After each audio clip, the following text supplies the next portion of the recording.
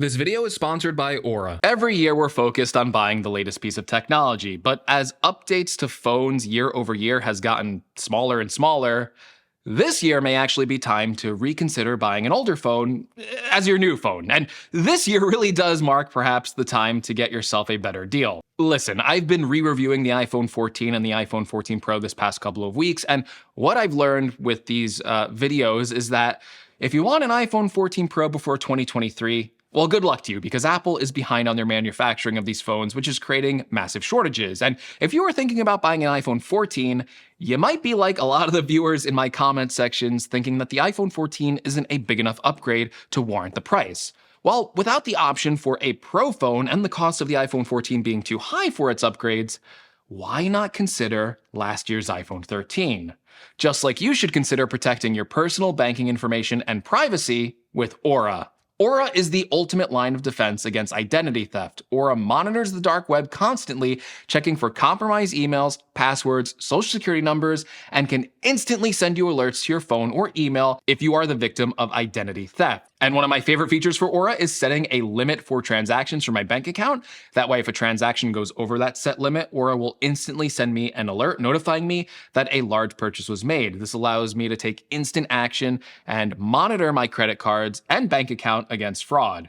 And of course, Aura can also provide near real-time alerts on suspicious credit inquiries, like if someone was opening a loan or credit card in your name, and it's good to catch that early so it does not mess up your credit score. Aura also comes built in with a plethora of features like a VPN that allows you to stay anonymous online, and it keeps your browsing history and personal information safe and encrypted. Who doesn't want that? Listen, you really do need Aura. Identity theft is so common. There is a new victim every 14 seconds, and it costs the average victim over $1,000 in damages. So in the time that you've been watching this sponsor read, maybe 3 people already have had their identity stolen, and that is a scary statistic. But don't take my word for it, because Aura is giving you 2 weeks free trial with my link in the description below, or go to aura.com/gregsgadgets to try it out for yourself. So thank you to Aura, not only for keeping my personal data safe and my banking information safe, but also for sponsoring this video.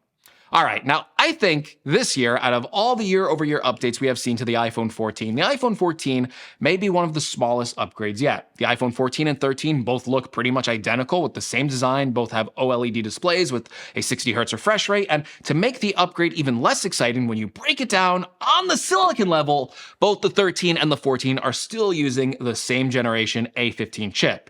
So this marks the first major iPhone upgrade that does not come with a general speed boost in performance. However, where the 13 and 14 really differ is the additional options they offer to customers that both go in wildly different directions, and this could actually be one of the bigger deciding factors on whether you get an iPhone 13 in 2023.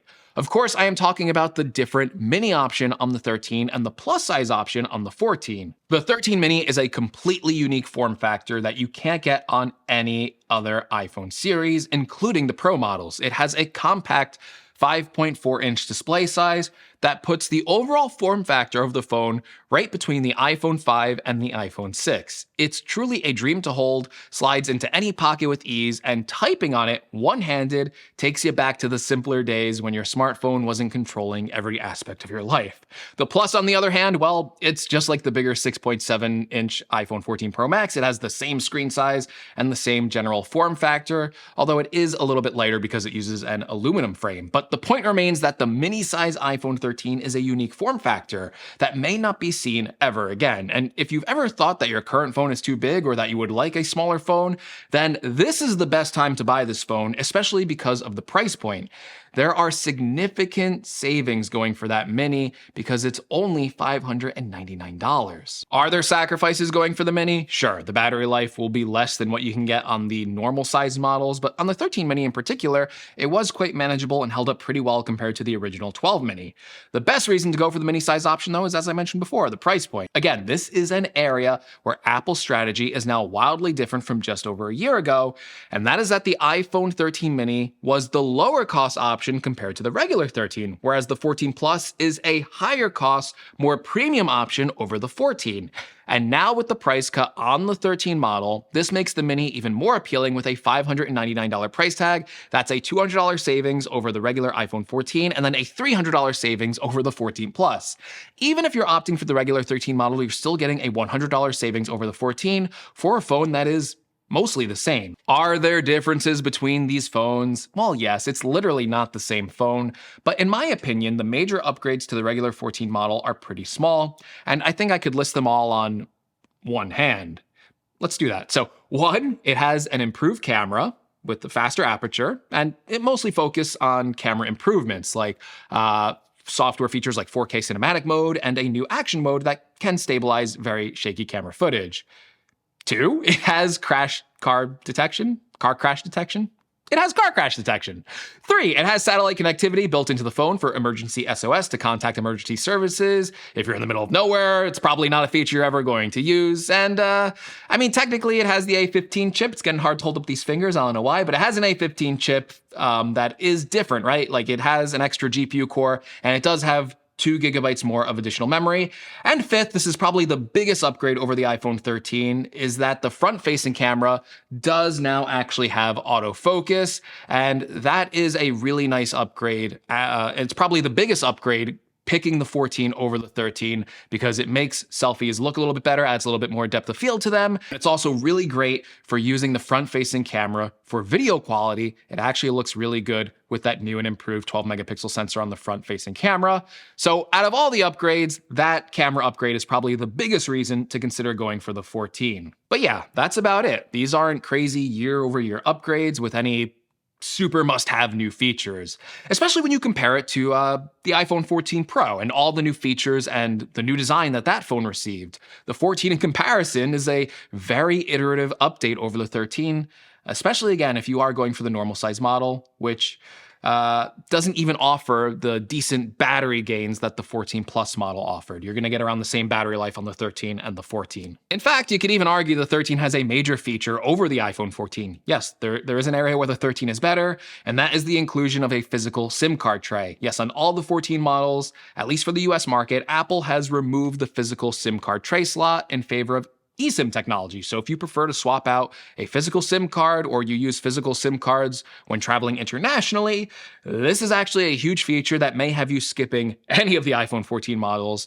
just to pick up the last iPhone with a physical SIM card tray. So the 13 isn't even a downgrade in every single category compared to the 14. And while we talked a lot about the differences or the similarities between the 13 and the 14, I just want to talk about how good the iPhone 13 holds up. I mean, the phone is still responsive. That A15 chip holds up extremely well compared to its Android rivals. The OLED display still looks great, and it's a bit more forgivable for it not to have the faster 120 Hz refresh rate at its lower price point. And battery life still on the normal models is still about the same to the 14. Like in daily usage, the 13 and 14 will feel 99% the same to most users, and the additional features you take advantage of probably won't be that impactful. And for major features that you really want, like a good camera, well, the 13's camera still holds up and continues to take beautiful photos in most situations, and the 4K video quality is still really good. Even comparing the camera system to the best iPhone available right now, the 13 camera still takes beautiful shots. Like here is the 13 camera system right up against the 14 Pro, and again, in most situations, you might even have a hard time picking out which phone took which photo. Which just comes back to my original point. The iPhone 13 is still an outstanding phone and very similar to the modern day iPhone 14. So yes, if you're watching this now or in 2023, consider picking up the iPhone 13 over the 14 because the differences aren't major, and the one feature the 13 has that everyone can agree on is a lower price point. All right, everyone, I hope you found this video helpful. If you did, leave me a like. If you want to see more from the channel or see this face more often, hit the subscribe button. And as always, thank you for watching, and I'll catch you in the next one.